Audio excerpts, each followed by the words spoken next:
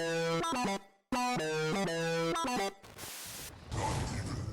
can save you from me. Stay a while and listen. Good afternoon, my Diablo 2 brethren, and welcome back. Before we get into today's topic, I do want to take a moment to thank everybody that has watched my videos, commented on them, liked them, and even those people that have subscribed to the channel. I appreciate that greatly. While I'm not desperate for subscribers, I do appreciate every person that does sub. As I mentioned when I did the channel launch, this is a passion project. It is not something that I am pining for monetization to become this big YouTuber or influencer or anything like that. This is for me to provide entertainment as well as, in some instances, some assistance. Now, I know the Diablo 2 community is very well developed, and a lot of the how-to instruction is out there. You just have to look for it. So there's probably not a lot of new perspective that I can provide that hasn't been covered 10 times over already, if not 100 times over. But I can provide fresh, entertaining content, which is what I'm trying to do. So I will continue to do this with the 33 subscribers that I have, or if there's 33,000. It makes no difference to me. If everybody unsubbed today, I would still do the same content. And so that's one of the things it takes to be a successful creator in the first place. You have to do it out of love for the project, which I very much have for this project. All right, so looking into 2026, what do I got going on? I have a master spreadsheet of tons and tons of ideas as far as the videos go, easily enough to carry me all the way through 2026. I'm planning on trying to do a twice per week release schedule. Tuesdays and Fridays are what I'm trying to go for. That means that there are a total of 26 not 26, there's 52 weeks, and 2 videos a week would be just over 100 videos. A lot of the stuff that I have is going to be covered in multiple videos, so a typical video that I do, as we've done with these economy free runs, are going to be broken into 6 videos. So there'd be 3 difficulties: normal, nightmare, and hell, and then acts 1 through 3 and 4 and 5. That is going to be the standard norm for most videos that I do. So most of the things that I have are going to be 6 videos. A lot of these challenge runs that I'm going to be doing are also one for each class, so they are class exclusive, mutually exclusive in many instances, where doing the challenge one way cannot even be replicated with another class. So if we consider 6 videos and each of those classes just doing one challenge, that's 42 videos. That's half of the year right there. That's if I just did one type of challenge run. I have a whole bunch of different challenges that I'm going to do. I do want your feedback in terms of what you'd like to see. To start with, I am going to keep with the economy free concept. I do find that's meaningful for people that are just looking at whether or not you can viably play a particular class and play style. Economy free highlights that better than anything else. So if you can beat the game with that, then if you play online with your own personal economy set up and all your hand-me-downs and stuff, you will be flying right by. And so I'm trying to debunk the fact that you need all this starter gear in order to actually do well or beat the game.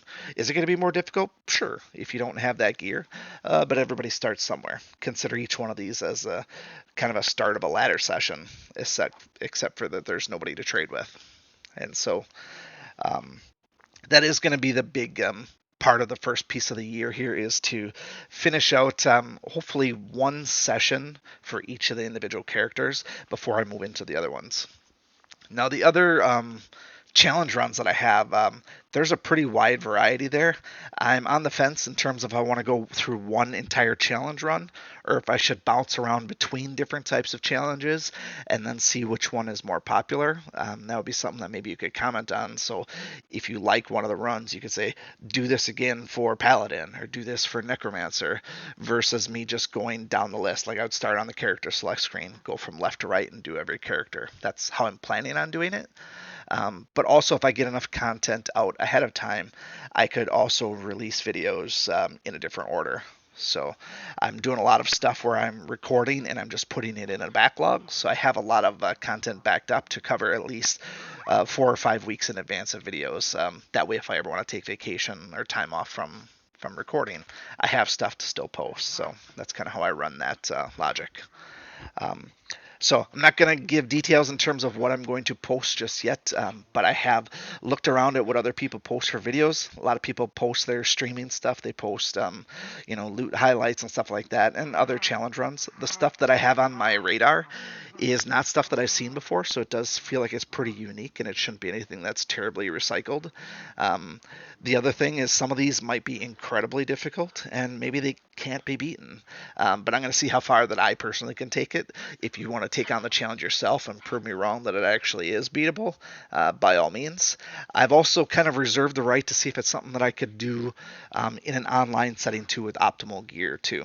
So some of these challenges could go two ways, beating it with actual gear provided versus offline and self-found. We'll get to that mid-year though. But the last topic for today then was a little grinding session that I was doing on New Year's Day. So I was just kind of minding my business. I was kind of off in shower thoughts, running a random World Stone run. This was in World Stone 2 because of the 20 Days of Terror.